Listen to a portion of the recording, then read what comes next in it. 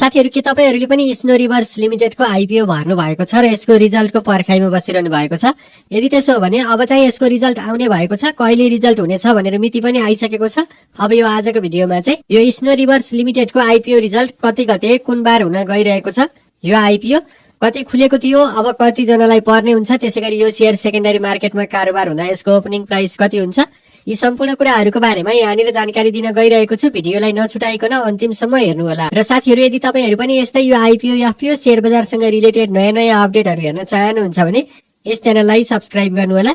यस च्यानलमा चाहिँ IPO FPO share बजारसँग related नयाँ नयाँ अपडेटहरु आउने बित्तिकै भिडियो बनाएर अपलोड गर्ने गरेको छु।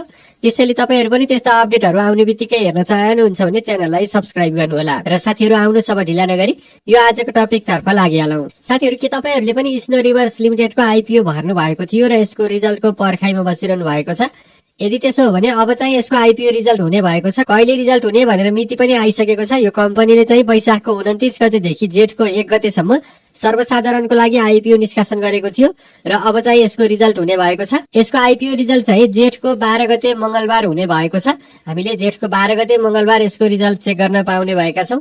यो कम्पनीले चाहिँ आफ्नो जारी पुँजी 93 करोड 75 लाख रुपैयाँ बराबरको 20% अर्थात 18 करोड 75 लाख रुपैयाँ बराबरको 100 रुपैयाँ अंकित मूल्य भएको 18,75,000 किता शेयर निष्कासन गर्ने अनुमति पाएको